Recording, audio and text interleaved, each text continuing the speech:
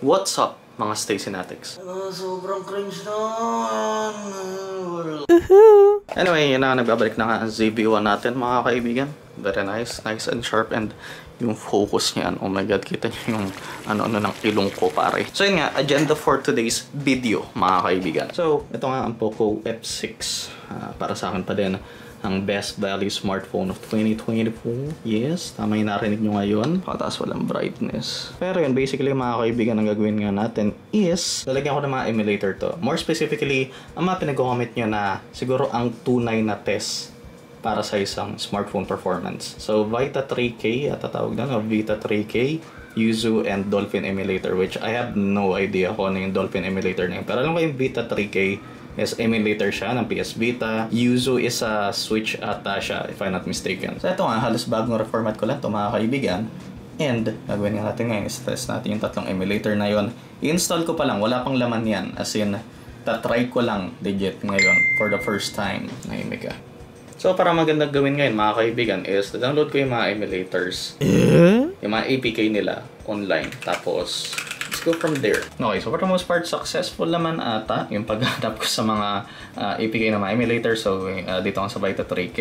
Dito ko sa GitHub din-download. Dito naman sa Yuzu. So, yan nga siya sa Mediafire. Tapos turns out, dito pala sa Dolphin emulator. Meron pala siya dito mismo sa Play Store. Pero, ayan, just for the sake of consistency is download ko yung each of their APKs dito. And wala pa akong idea kung saan ako mag-download ng games. Pero of course, that's obviously something na hindi ko siya pwedeng ipakita even if I wanted to. So, obvious naman yun. And note na lang din that I have no idea how to work these three emulators kasi mainly kapag nagbe-benchmark ako sa mga videos ko for smartphone videos is Ethers X2 ang ginagamit ko lang. So, sa mga hindi pa nakakatry sa Vita 3K, sa Yuzu, and sa Dolphin, this is the first for me and you.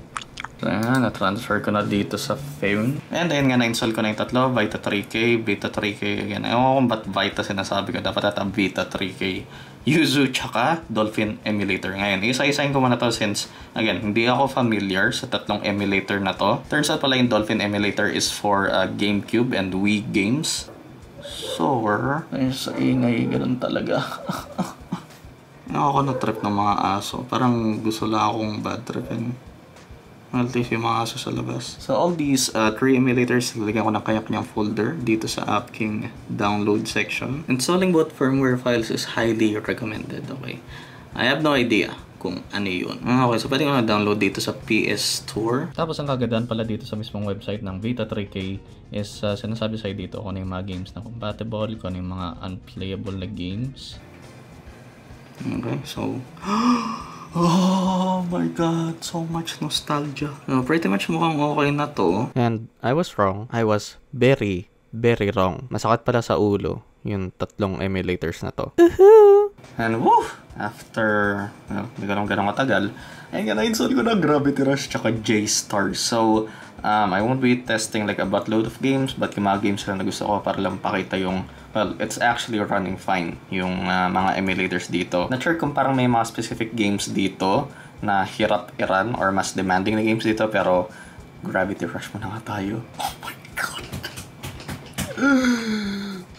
Actually, na-try ko na siya. Well, just to test it out if magra-run nga. And at least pagkakalam ko, most ng mga Vita games is running talaga at 30 FPS is nakikita nyo naman.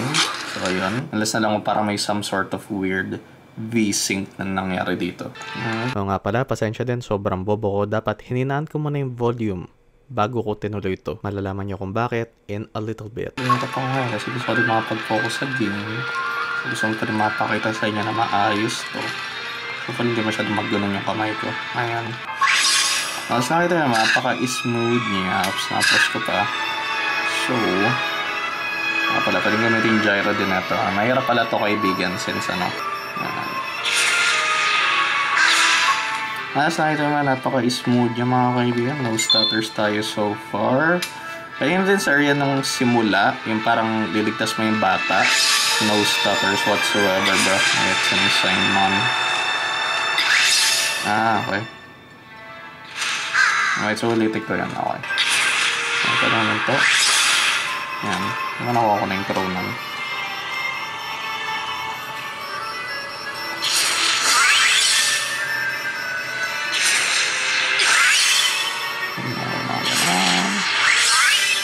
god. One of the best games of all time. I don't care what you say. Para sa akin, Gravity Rush, definitely one of the best games of all time.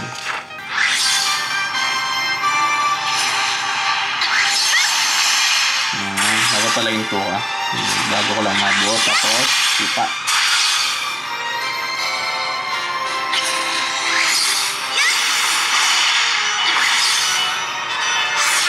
Moving na naman tayo sa next game. Actually, mas maganda pala kung ano. Ang ganda yung case na ito. Okay, ano kami gagawin dito?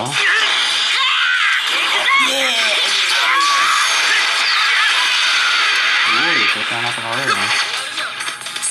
So, no stutters din dito so far. Wait, ano yung gagawin ko?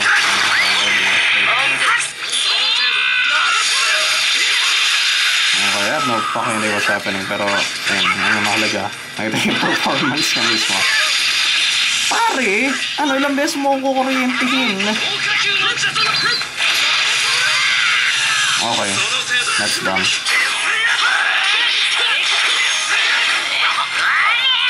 Ay, parang kami ha? Paano ko nagagawa kanina?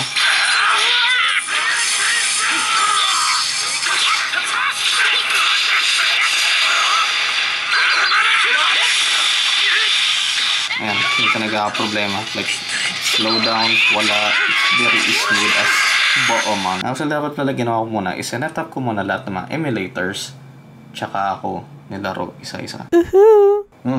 So ito na ang ikalawa at huling yugto. Yes, pahirapan talaga. Ito talaga nagpatagal sa video na to. Not the recording itself, pero yung pag-ayos ng mga emulators na to. So next up is Yuzu nga. And yeah, pretty much ang pake ko lang sa Switch na laro is Mario Kart 8. And unfortunately, para dito, naparinig mo na sinabi yun. Oo, napakatalino may PUT! So yan, for the most part, malalaro mo siya.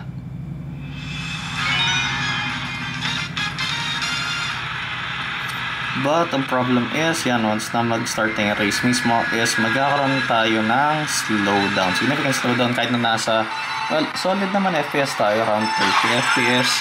Bumababa pa din siya, bobo. Dapat, yun, katiming yung mga pala yun. So yan, as nakikita nyo, ang bagal ng pag-emulate na ito, which, tinry ko na lahat nung palikutin yung settings dito, pag-update ng drivers, pero turns out, ang problema pala talaga dito is yung chipset natin.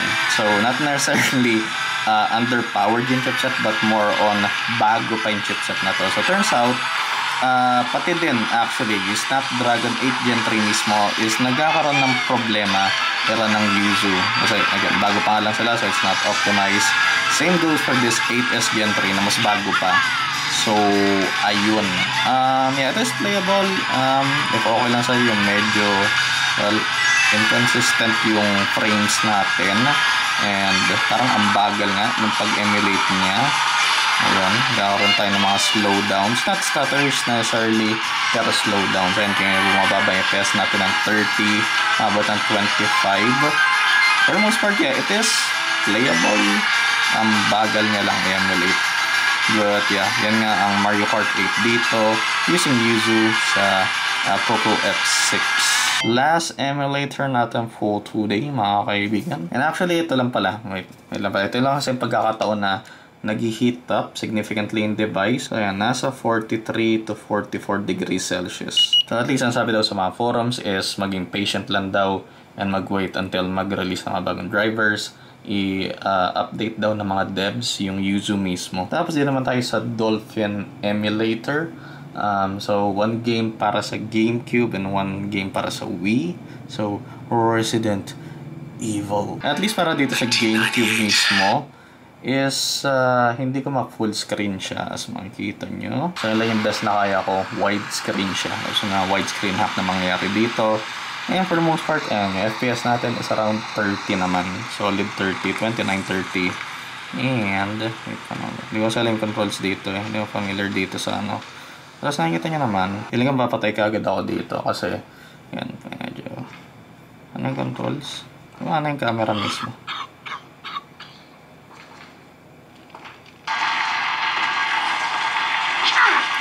Okay to? Wait, ano yun? Tapos B, A pala. Yan, medyo hirap yung pag-aim dito. Papatayin ako. Ay, hindi pa pala.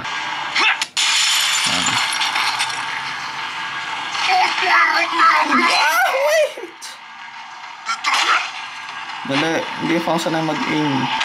Ba't di ako maka-aim? Ba't tumataas? Okay. So, nakita nyo naman, sometimes stutters na yun, pero papatay ako. But, yeah. We naman tayo with Super Smash Bros. Hello.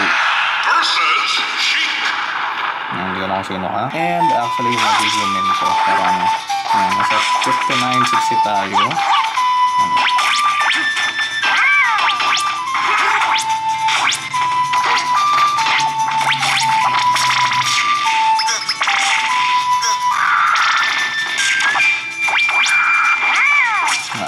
Sa laro na to mga pare, pero hindi yung mabilis. Uy, wait, tapos na yun. So quick temp test lang tayo saglit kasi yun pa ng laro.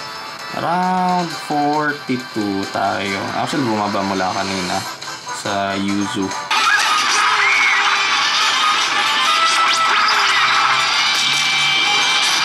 Ano nangyari? So ayun nga, halos yun siya. So yun nga mga kaibigan, ang tatlong emulators na siguro sa lahat, sa tatlong to, yung pinaka-demanding siguro, or yeah, baka kulang lang din sa optimization pa as of now is yung Yuzu. Kasi kahit pa paano abot yung temps natin dito ng around 44 degrees Celsius. Ang saya ko. Actually ngayon, baka adikin ko yung yung Gravity Rush dito sa S23 ko. We'll see. Actually bago mo din ang video nun na nahiwalay, since ito mas optimized na dito, at least something like Yuzu, and we'll see. Pero yun nga for now dito para sa Poco F6. Very capable naman. Bukod nga lang dito sa Yuzu, kailangan nyo lang maghintay para dito. So kalma lang kayo. Hindi underpowered yung Poco F6. So yun nga, mga ka-Stay Synatics. Yan, na-request lang yun ni Daniel Matsunaga, kaya ako sinasabi yung Stay Synatics. Pero yan nga yung Poco F6 versus these three emulators. Very nice. Again, for 20k, 22k sa MSRP neto. You can definitely get this for way lower if, of course, hintayin nyo mag-sale to, which usually nasa 18, baka mamaya below 18k nyo pa ito mabili. Napakalupit na phone neto, and for the price, kahit sa MSRP niya, it's insane. If I didn't mention it already, sa full review ko neto, which pwede nyo panoorin dito. And of course, kung gusto nyo din bilhin ang sarili nyong Poco F6, then I'll leave the links in the description of this video. Leaving a like, as always, is the easiest way to support the channel. Consider subscribing if you like my content, and turn on notifications for all, so you'll be updated on my latest videos. Thanks for watching. I'll see you guys in the next one. Peace. Flip a bag, now I'm serving a Tesla. Going back, shawty with me, I stepped up. GTA for the ops and on Leicester. Shawty born to be my angel, yeah, I'm blessed up. Cooking right up in the stew, got a cheddar.